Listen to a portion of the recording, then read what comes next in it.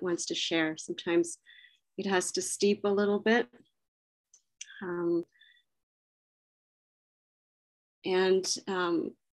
I wanted to offer both myself and all of you an opportunity to practice first and just be in silence for a while, because I really do feel like giving ourselves time and space is so rare in the world these days with so much going on. And I really do also feel that being generous towards ourselves in this way can cultivate how we show up in the world and give us more energy to be there for others and to be generous towards our communities, our families, the people we serve, our Sangha, in the world in general, nature including. And if any of us are doing any activism work, which I know many are here today, that it can be a real source of support. And we often feel like we need to be giving all the time and not receiving. And so another aspect of generosity is reciprocity. So this idea of exchanging energy, exchanging forms of giving. And this is actually, generosity is actually one of the foundational practices that the Buddha taught. The practice of generosity is very much about reciprocity and the flow of giving and receiving. And so this tradition that we're practicing in is over 2,600 years old. And the first teachings from the Buddha as a foundation before he taught about the Four Noble Truths and the Noble Eightfold Path included generosity. In Pali, it's dana. So you may have heard this term, dana. Pali is the language that the teachings of the Buddha were written in. It was an oral tradition for a long time, and then they were written in this language. So dana, sila, which is the precepts, ethics, ethical conduct, and then renunciation, nikkama. And generosity is also connected to renunciation. Back in the time of the Buddha, the monastics and the Buddha himself lived on the generosity of the community surrounding. So there was a reciprocity of giving and receiving.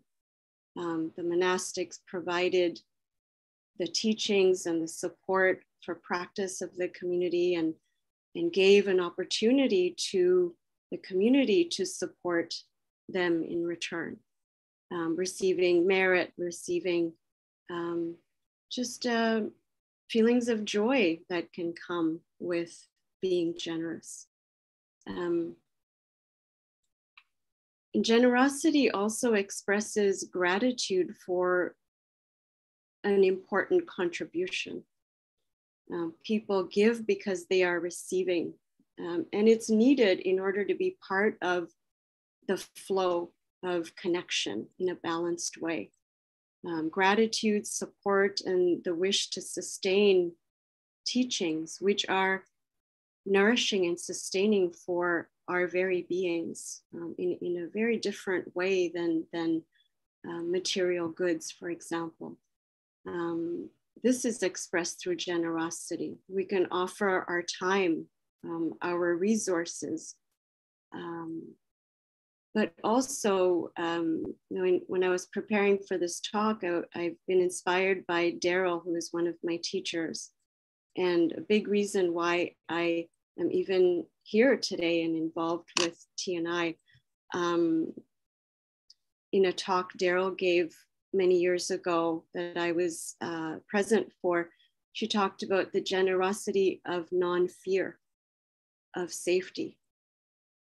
And this really rings true for me. It's very salient considering what's going on in the world today, and what has been happening in terms of the lack of safety that many people in our society feel and are experiencing, whether it's with discrimination of some kind, or oppression, or war, or lack of resources. And so generosity is also about cultivating greater safety in the world. And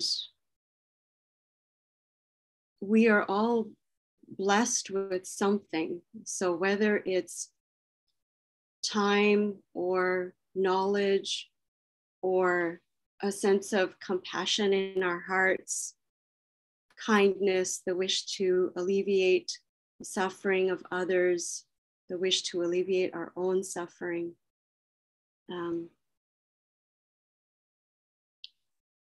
Material resources. And so there are many, many ways to give. And often we feel like maybe we don't have enough, or we have not experienced generosity, or we have not cared for ourselves, or we have not been cared for. And so that's why it's so important to also take care of ourselves in the process.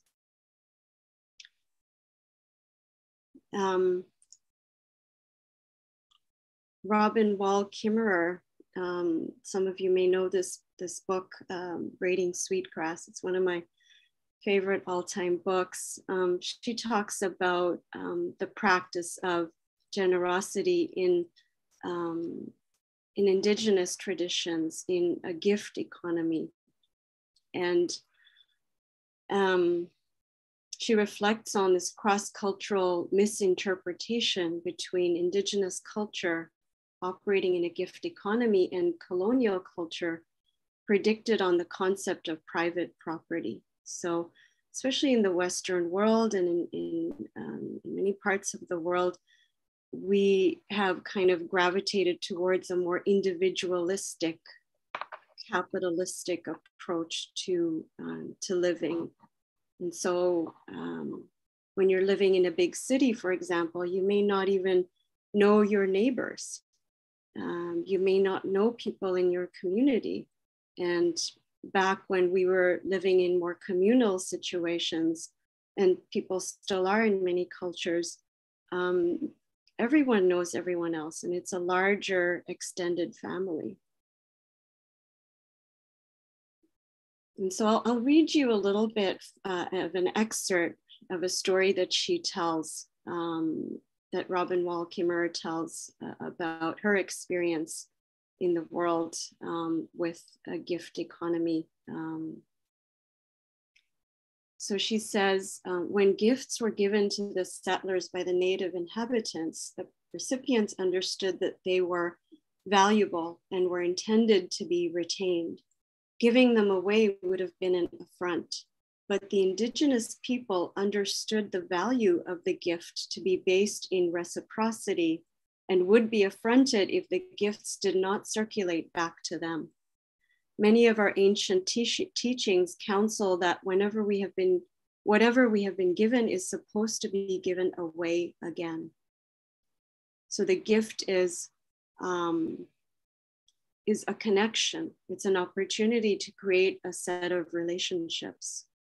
And the currency of a gift economy is reciprocity. She talks about the story. She says, I walked through the stalls with a basket over my arm in this market that she was in. We chatted and laughed. And as when I held out my coins, the vendor waved them off, patting my arm and sending me away. So she had selected a bunch of cilantro, and the vendor gave her the bunch of cilantro and said, "This is a gift." And she said, "Thank you." And then she went over to the bread maker and she received some rolls of bread. And again, she tried to pay for this bread and the vendor waved her off and said, "No, you're not paying. This is a gift." And so she kept continuing on. And she recognized, really shocked, looking around her, that this was a familiar market, but everything had changed because everyone was receiving what they needed for free. And it turned out that there was a day, on a certain day, I can't recall if it's every week or every month or something like that, everyone who went to the market would receive exactly what they needed for free. And so she looked into her basket and she noticed she had 2 of this and a little bit of that and a little bit of something else. And she realized she had all that she needed that day. And reflecting on this, she thought, well, if it had not been for this practice of generosity, she may have had more in her basket. But when everything became a gift, she practiced self-restraint. So in receiving, there was this idea of receiving just enough and allowing for others to receive. And so this became this kind of a relational exchange of reciprocity. So this was, a really touching story for me, because this is not how it works. Sometimes in my neighborhood, we experience this. If you know a vendor at the market, and you might get an extra bunch of cilantro or something like that. But it doesn't happen that often. And it feels really good to receive. And it also feels really good, or it can feel really good to give. And we are used to maybe more one than the other, perhaps more giving than receiving. Even compassion can be given and received. And this can be an act of generosity. I know that I myself have been raised in a culture of volunteerism. So this is the way that I've been taught from a very young age to be in the world, to be in community, is by volunteering my time. My family or myself, we haven't always had the means to donate money. But donating our time has always been something that has been a real value and a source of connection. So Dana, Thanissaro Bhikkhu talks about Dana as giving liberally, offering alms, specifically giving of any of the 4 requisites of the monastic order. So this is in the very sort of traditional monastic sense of the word. More generally, the inclination to give without expecting any form of repayment from the recipient. Dana is the first theme in the Buddha's system of gradual training, the first of the 10 paramis, one of the 7 treasures, and the first of the 3 grounds for meritorious action.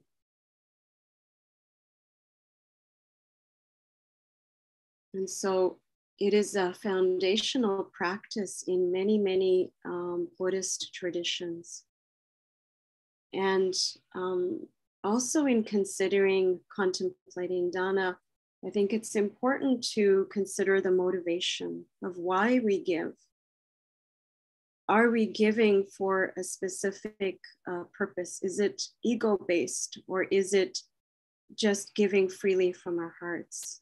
Sometimes we only encounter dana when we go on retreat. After retreat, there's this dana talk, and we may then consider, okay, how much can I contribute, or how can I contribute?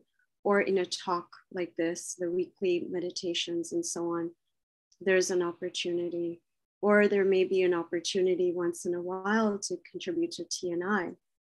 And these are all wonderful opportunities. And also, how might we cultivate greater generosity in our lives, with each other, in our communities, in the world with strangers, people we know, people we don't know.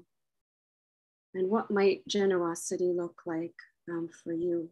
What might be the motivation behind generosity? And how can I balance the reciprocity?